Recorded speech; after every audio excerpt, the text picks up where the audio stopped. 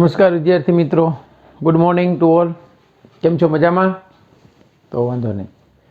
ભૌતિક વિજ્ઞાન વિષયની અંદર ધોરણ 12 સાયન્સમાં પ્રકરણ નંબર 10 આપણે ભણી રહ્યા છીએ, જેમનું નામ છે તરંગ પ્રકાશશાસ્ત્ર. મિત્રો, આપણે લાસ્ટ લેક્ચરની અંદર ચર્ચા કરી હતી. એમાં આપણે જોયું હતું કે તરંગનું પરાવર્તન અને વક્રીભવન. આપણે બે વાદની મૂળ વાત કરી હતી, એક કણવાદ ને એક તરંગવાદ. તરંગવાદને સમર્થન હાઇગેન્સે આપ્યું, પછી થોમસે અંગે આપ્યું, બરાબર. એમાં આપણે હાઇગેન્સનો સિદ્ધાંત જોયો હતો કે તરંગ અગ્ર એ આપણે જોયું હતું. તરંગ અગ્ર એટલે શું? સમાન કળામાંથી પસાર થતો એક કાલ્પનિક વક્ર કે એને ઈ પૃષ્ઠ, એને કહેવાય તરંગ અગ્ર. એ તરંગ અગ્રના મૂળ બે પ્રકારો, એક ક્યુ ગોળાકાર તરંગ અગ્ર અને એક નળાકાર તરંગ અગ્ર. પછી સમતલ તરંગ અગ્ર કહી શકાય, વર્તુળાકાર તરંગ અગ્ર હોય. ગોળાકાર કે વર્તુળાકાર તરંગ અગ્ર હોય ને એનું ઉદ્ગમ બિંદુવત હોય, અને નળાકાર તરંગ અગ્ર હોય ને એનું ઉદ્ગમ રેખીય હોય. રાઈટ? કોઈ પણ પ્રકારના તરંગ અગ્રો હોય એ અનંત અંતરે સમતલ તરંગ અગ્રો બને. અને એ તરંગોની તીવ્રતા આપણે જોઈ હતી કે આઈ ચાલે છે cos² θ/2. આ પદના પ્રમાણમાં બદલાય. એટલે cos² θ/2 નું સૂત્ર જે આપણે આગળ આવશે ને, અહીંયા તમને કહી દઉં ફરી પાછું કે આના બરાબર આપણે લખ્યું હતું 1 + cos θ/2. આના કરતાં આ ખૂણો અડધો થાય અને 2 અહીંયા આવી જાય. પછી હાઇગેન્સે એમ કીધું કે તરંગ અગ્ર પરનું કોઈ પણ બિંદુ કે કણ સ્વયં સ્વતંત્ર ગૌણ ઉદ્ગમ તરીકે વર્તે છે અને પોતાનામાંથી ગોળાકાર ગૌણ તરંગોનું ઉત્સર્જન કરે, એને પરિસ્પર્શતું પૃષ્ઠે નવા તરંગ અગ્રનું સ્થાન અને સ્વરૂપ આપે. મતલબ તરંગ અગ્ર આમ ગતિ કરતું હોય અને જે બહારની તરફ ફેલાય તરંગ, આમ જે દિશામાં જતું હોય એ દિશામાં જે ઝડપ હોય એને તરંગની ઝડપ કહેવાય. એ તરંગ ઝડપનું સૂત્ર આપણે તાર્યું હતું, v = ω/k. બરાબર. પછી હાઇગેન્સના સિદ્ધાંત ઉપરથી આપણે પરાવર્તન અને વક્રીભવન એ નિયમો જોયા હતા કે પરાવર્તનના નિયમનું પાલન થાય. તો પરાવર્તનના નિયમની અંદર આપણે જોયું હતું કે sin I = sin R થાય. વક્રીભવનના નિયમની અંદર સ્નેલના નિયમનું પાલન થાય, n1 sin I = n2 sin R. અને આમાં સ્નેલના નિયમનું I પણ પાલન થતું હતું કે જો આપાત કોણ જે છે ક્રાંતિ કોણ જેટલો હોય તો 1/n થાય, વક્રીભૂત કોણ એવું ન થઈ જાય. એ નિયમનું પાલન થતું હતું. રાઈટ? ઓકે. હવે આપણે જોવાનું છે, ધ્યાન આપજો. હવે આપણને ખબર છે કે આપણે અહીંયા જે ન્યૂટનની માન્યતા હતી કે ભાઈ પ્રકાશ જે ઘટ માધ્યમમાં ગતિ કરે તો એનો વેગ વધારે હોય, એ ઓછો હોય, એ આપણને ખબર પડી ગઈ. અહીંયા આપણે સમજીએ કે એક પ્રિઝમ છે, ધ્યાન આપજો. આ પ્રિઝમને નામ આપી દઈએ આપણે PQR. બરાબર છે. આ પ્રિઝમની સપાટી ઉપર એક સમતલ તરંગ અગ્ર આપાત થાય છે આમ, એટલે અહીંયા આમ. આ સમતલ તરંગ અગ્ર જે છે એને આપણે નામ આપી દઈએ. અહીંથી હું સમતલ તરંગ અગ્રને નામ આપી દઉં છું. આ સમતલ તરંગ અગ્રને નામ આપું છું A1 B1. આ સમતલ તરંગ અગ્ર છે, આમથી આવે છે. અહીંયા આ છેડો પેલા ક્યાં, તો કે પ્રિઝમની આ સપાટી પાસે ટચ થઈ ગયો. બરાબર. હવે અહીંથી વક્રીભવન થશે, એટલે વક્રીભવન પામીને અહીંયા આવી જશે. એટલે આ બિંદુ પછી અહીંથી આમ નિર્ગમન થયું તો આ બિંદુને આપણે A2 કહી દઈએ. રાઈટ? હવે આ ભાગ જે છે તરંગ અગ્રનો, અહીંથી આમ વક્રીભવન થશે અને પછી અહીંથી આમ બહાર આવશે. તો આ જે B1 છે એ તમને અહીંયા છેક પહોંચી ગયો હશે, એને આપણે B1' કહી દઈએ. બરાબર? અથવા તો B2 કહી દઈએ. ઓકે. મતલબ આમાં આપણે સમજવાનું શું છે, કહેવાનું આપણે એટલું જ છે કે જ્યારે આ તરંગ અગ્ર પ્રિઝમની સપાટી ઉપર આપાત થાય છે ત્યારે A1 જે છે એ પ્રિઝમમાં સૌથી પહેલા પહોંચી જાય છે.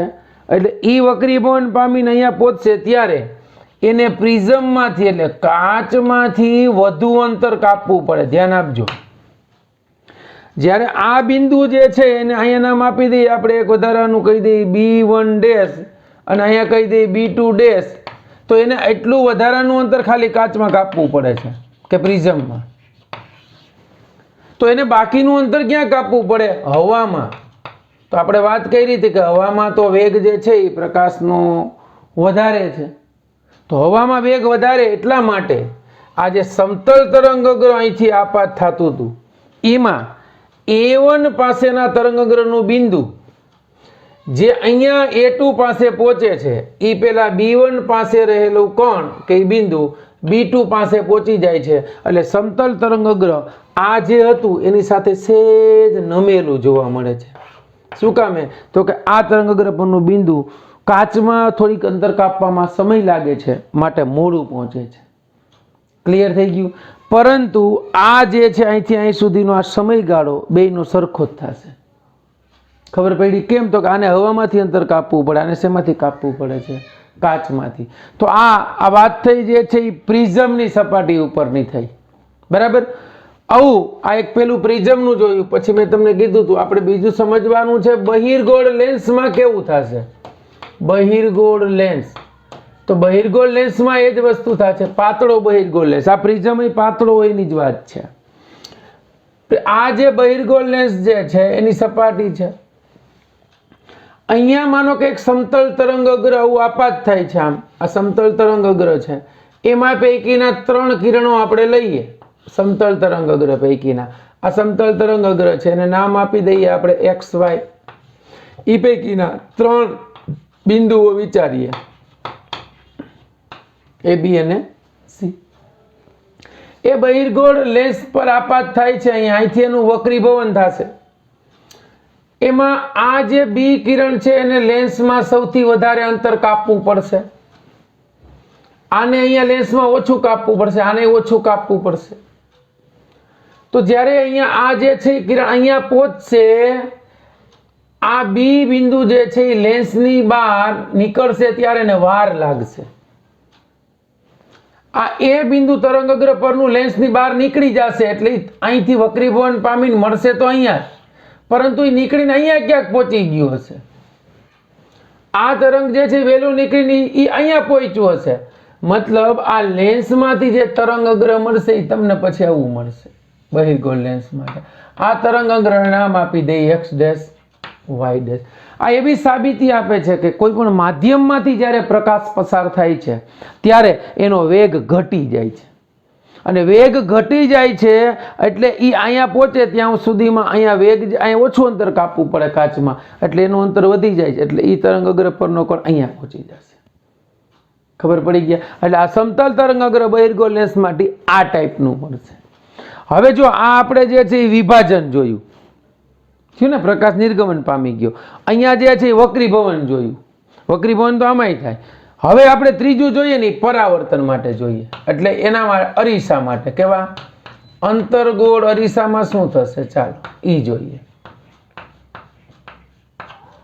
અંતર્ગોળ અરીસો આપણી પાસે અંતર્ગોળ અરીસો છે. ચાલો આ સપાટીને રંગી નાખી છે, રાઈટ? એટલે આ પરાવર્તક સપાટી થઈ ગઈ. અહીંયા આ એની મુખ્ય અક્ષ છે. આ અંતર્ગોળ અરીસા પર સમતલ તરંગગ્રહ આપાત થયું. સમતલ તરંગગ્રહ પરના 3 કિરણો આપણે લઈએ, એને આપણે કહી દઈએ A, B અને C. આ સમતલ તરંગગ્રહ છે એને નામ આપી દઉં છું XY. આ તરંગગ્રહ પરનું બિંદુ અહીંયા આવશે, આ અહીંયા આવશે અને અહીંયા આવશે ત્યારે અહીંથી શું પામશે ભાઈ? પરાવર્તન પામી જશે. તો આને અહીંયા સુધી પહોંચ્યું એ પહેલા તો અહીં પહોંચી ગયું છે તો એ શું થશે? પરાવર્તન પામીને અહીંથી મુખ્ય કેન્દ્ર F માંથી પસાર થશે. ચાલો આ શું થશે? પરાવર્તન પામીને મુખ્ય કેન્દ્ર F માંથી પસાર થશે તો કે હા.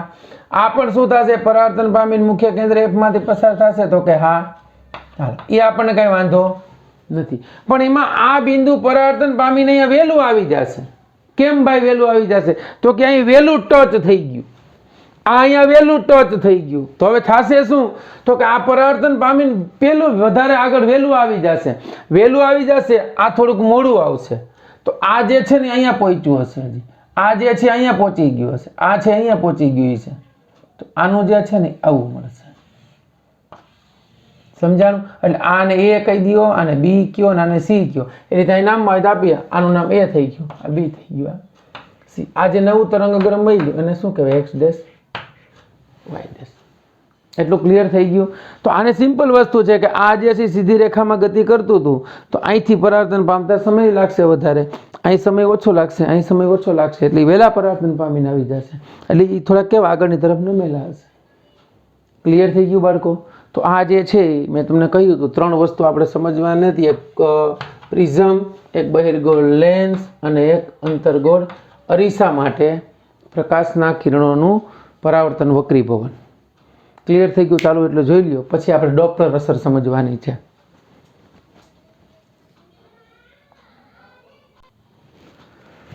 ઓકે બાળકો, હવે આપણે ડોપલર અસર સમજવાની છે. તો ડોપલર અસર આપણે 11 સાયન્સની અંદર સમજી ગયા હતા. એ જ વસ્તુ છે. ડોપલર અસરની અંદર 2 બાબતો હશે. એક હશે ઉદ્ગમ, બરાબર.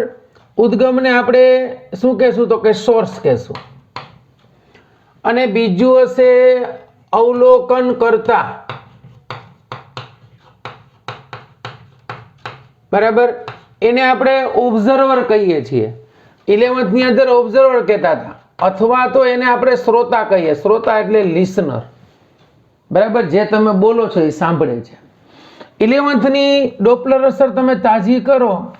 ક્રિશ્ચન જ્હોન ડોપલરે આપણને એમ કીધું હતું કે જ્યારે ધ્વનિ ઉદ્ગમ અને શ્રોતા બંને એકબીજાની સાપેક્ષે ગતિ કરતા હોય. દાખલા તરીકે અહીંયા આપણે વિચારીએ કે અહીંયા એમ્બ્યુલન્સ છે, અહીંયા એમ્બ્યુલન્સ ઊભી છે, અહીંયા કોઈ વ્યક્તિ ઊભો છે. તો આ એમ્બ્યુલન્સ જે છે એ સોર્સ છે અને અહીંયા જે પર્સન ઊભો છે એ જે શ્રોતા છે. તો એમ્બ્યુલન્સ જે છે એનો વેગ એ સોર્સનો વેગ છે ને vs કહેવાય. અને અહીંયા જે વ્યક્તિ ઊભો છે એ લિસનરનો વેગ છે ને vl કહેવાય. એટલે એને એમ કીધું હતું કે ધ્વનિ ઉદ્ગમ અને શ્રોતા ઈ બંને સાપેક્ષ ગતિ કરતા હોય. સાપેક્ષ ગતિમાં બધું આવી ગયું. સાપેક્ષ ગતિ એટલે કેવી ગતિ થશે? આ આમ જાતું હોય ને આમ આવતું હોય ને સાપેક્ષ ગતિ કહેવાય. આ આમ જાતું હોય ને આમ જાતું હોય એને સાપેક્ષ ગતિ કહેવાય, પણ બેનો વેગ જુદો જુદો હોવો જોઈએ, બરાબર. મતલબ બેનો એકબીજાની સાપેક્ષે કંઈક વેગ હોય તો તમને ડોપલર અસર જોવા મળે. તો એને એમ કીધું હતું કે સાપેક્ષ ગતિ કરતા હોય ત્યારે શ્રોતા દ્વારા અનુભવાતી આવૃત્તિ, અનુભવાતી આવૃત્તિ, અહીં ધ્વનિ તરંગો હતા એટલે અનુભવાતી આવૃત્તિ કોના દ્વારા? તો કે આ શ્રોતા દ્વારા, એટલે fl, એને મ્યુ કહીએ છીએ.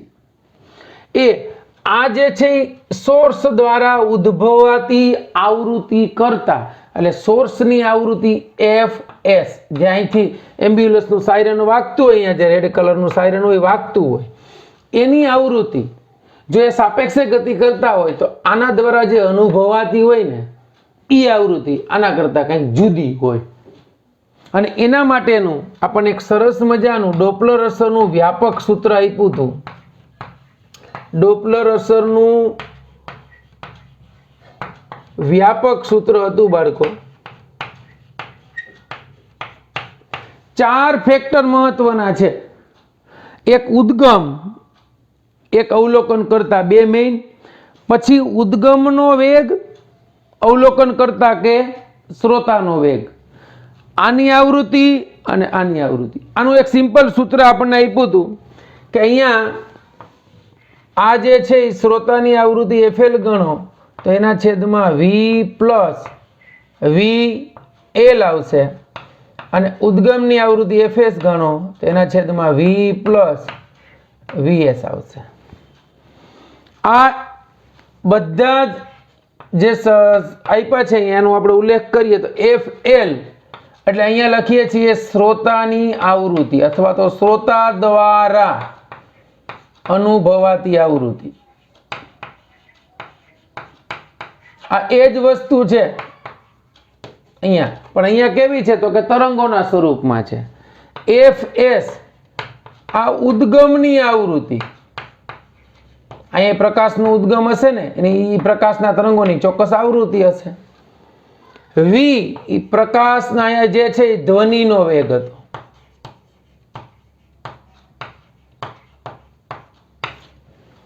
VL એટલે શ્રોતાનો વેગ. આમાંય ઘણા બધા કેસ થઈ શકે ને કે ભાઈ શ્રોતા સ્થિર હોય, ઉદ્ગમ તરફ આવતો હોય, ઉદ્ગમથી દૂર જતો હોય. VS શ્રોતા આ ઉદ્ગમનો વેગ છે.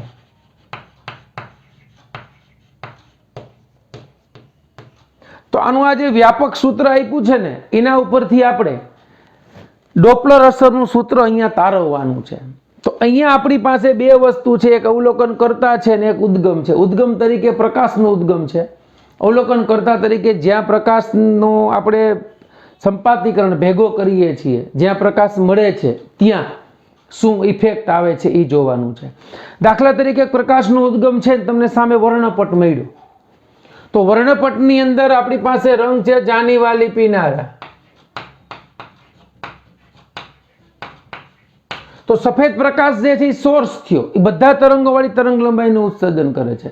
કોઈ પ્રિઝમ રાખ્યો છે અને તમને સામે પક્ષે વર્ણપટ મળ્યો છે, તો એમાં જાની વાલી પીનારા જાંબલી રંગ છે, આ રાતો રંગ છે. આની તમે લેમડા જો તો આમ લેમડા વધતી જાય છે. આની આ તરંગ લંબાઈ આપણે લખીએ તો 4000 એંગસ્ટ્રોમ થી 8000 એંગસ્ટ્રોમ છે બાળકો. એટલે આપણે રાતો અને જાંબલી રંગ ન લઈએ તો અનુરૂપ પીળા રંગની તરંગ લંબાઈને આપણે લગભગ એવરેજ લઈએ છીએ 6000 એંગસ્ટ્રોમ જેવી. અહીંયા રાતા રંગની લેમડા વધુ છે, યાદ રાખજો. Lambda R greater than of lambda violet. જાંબલી રંગ કરતા રાતા રંગની તરંગ લંબાઈ વધારે છે. હવે શું થશે ધ્યાન આપજો. અહીંયા તમે જોવા જાઓ તો આપણે અહીંયા સૂત્રને આમ લખી શકીએ, જો FS ના છેદમાં FL, અથવા તો શ્રોતાની અનુભવાતી આવૃત્તિ શોધવી છે તો FL ના છેદમાં FS is equal two V plus VL એના છેદમાં V પ્લસ VS. થોડીક 11માની ડોપલર ઇફેક્ટ તાજી કરજો. આ ધ્વનિ તરંગોનો વેગ આપણે લીધો તો આ જે છે લિસનરનો છે, સોર્સનો છે. અહીંયા આ સૂત્રનો ઉપયોગ કરી આપણે ડોપલર અસરનું સૂત્ર તારવવાનું છે. હવે આ લેમડા ક્યાં અગત્યની છે? તમને એમ થાય સર આ લેમડા ક્યાં જરૂરી છે? તો આપણે એક વક્રી ભવનાકનું સૂત્ર ભણી ગયા, n = c/v. જેનો વેગ વધુ, ધ્યાન આપજો, વેગ વધુ એનો n ઓછો, એનું વક્રી ભવન ઓછું થાય. વક્રી ભવન ઓછું થાય એટલે સીધી રેખામાં ગતિ કરે. જેનો વેગ ઓછો એનું વક્રી ભવન વધુ, એટલે કાચમાં વધારે અંતર કાપવું પડે એને. તો અહીંયા બીજો એક સંબંધ હતો આપણી પાસે, F = v/λ. આ માધ્યમ હોય તો માધ્યમ, શૂન્ય અવકાશ હોય તો c/λ. એટલે c = f × λ હતું, અથવા તો v = f × λ થાય. તો આ સંબંધે મેં તમને સમજાવ્યું તો v ચલે છે લેમડાનો. જેમ v વધુ, ધ્યાન આપજો, એમ એની લેમડા વધુ. હવે v વધુ તો લેમડા વધુ. મતલબ શું થયો કે જેની લેમડા વધુ એનો વેગ વધુ, વેગ વધુ તો વક્રી ભવનાંક ઓછો.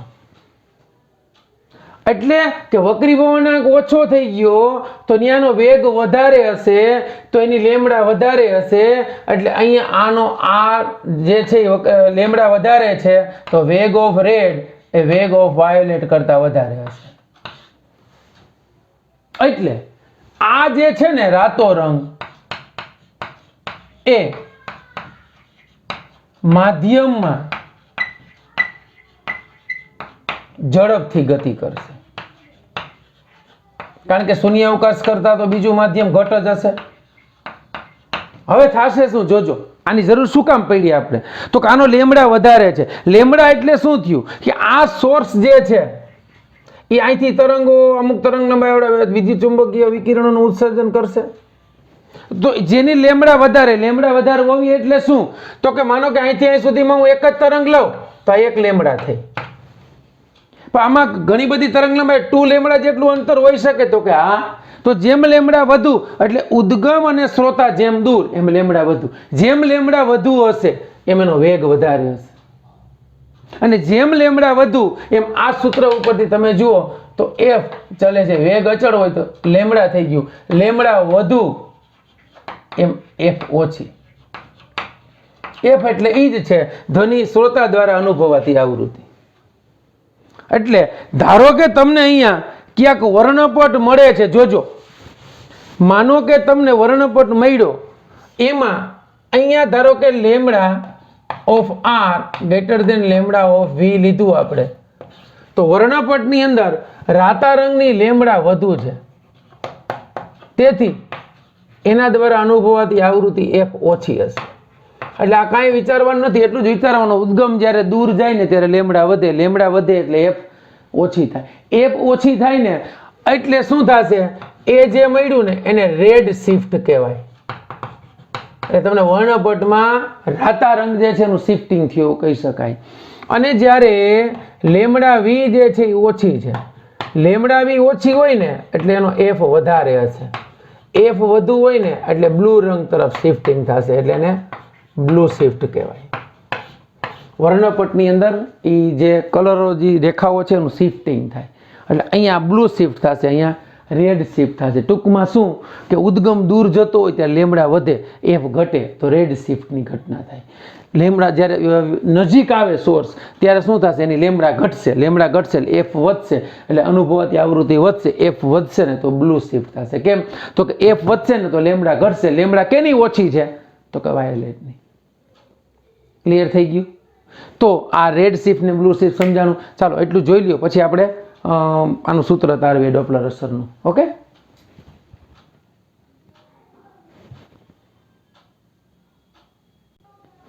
ચાલો અહીંયા જે આપણે ડોપલર અસરનું સૂત્ર તારવીશું, તમે સીધું સ્વીકારી લેજો, મતલબ સીધું યાદ રાખો તો ચાલશે, આપણે સાબિતી કંઈ આપવાની જરૂર નથી. અહીંયા આપણે ડોપલર અસરનું વ્યાપક સૂત્ર હતું FL, એના છેદમાં હું આમ લખું છું FS is equal two V plus VL એના છેદમાં V પ્લસ VS. હવે બધી તમને ખબર છે બરાબર, આ બધા સિમ્બોલ આપણે જોઈ લીધા છે. હવે આપણે વિચારીએ, શ્રોતા સ્થિર છે એટલે VL બરાબર 0 છે, અને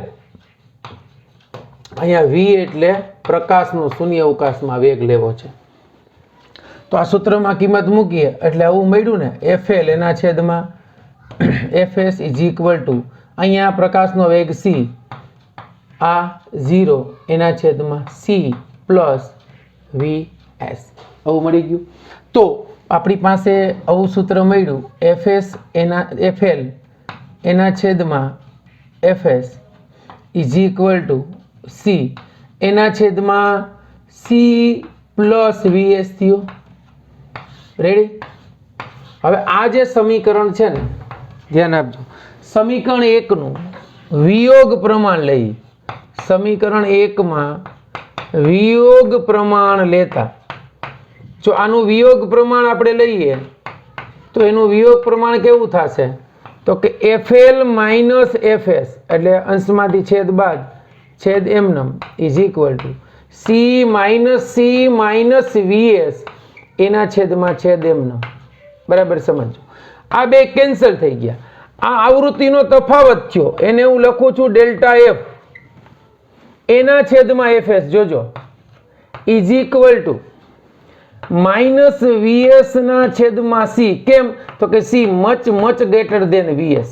આના વેગ કરતા પ્રકાશનો વેગ તો ઘણો બધો વધારે છે, એટલે VS ને અવગણતા, સોર્સના વેગને અવગણતા, જો આપણે વાત આ પ્રકાશના તરંગોની છે, ધ્વનિ તરંગોની નથી, અહીંયા VS ને અવગણો એટલે સૂત્ર એવું મળી ગયું બાળકો તમને, ડેલ્ટા F એના છેદમાં FS is equal to minus VR એના છેદમાં C.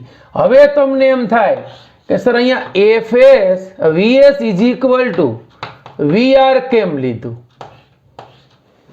તો આ R એટલે ત્રિજ્યાવર્તી વેગ. કેવો? ત્રિજ્યાવર્તી વેગ. કોનો? તો કે જે તરંગ આવે છે એનો. ઈ તરંગનો ત્રિજ્યાવર્તી વેગ કેમ? તો કે માનો કે અહીંયા આ સોર્સ ઊભો, આ ઉદ્ગમ ઊભું છે, ધારો કે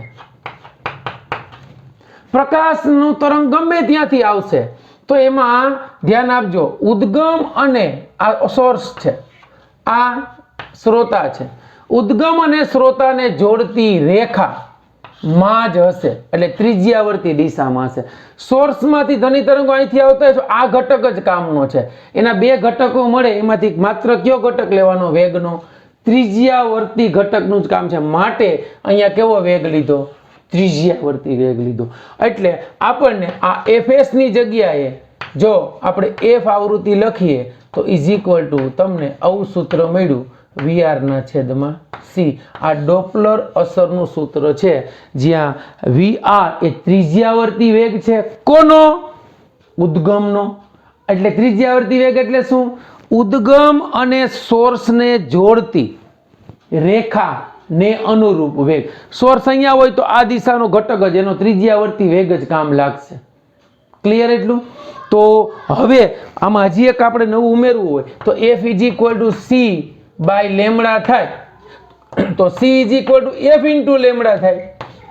c is equal to f into lambda. હવે c is equal to f into lambda છે ને બાળકો, તો c તો અચળ છે.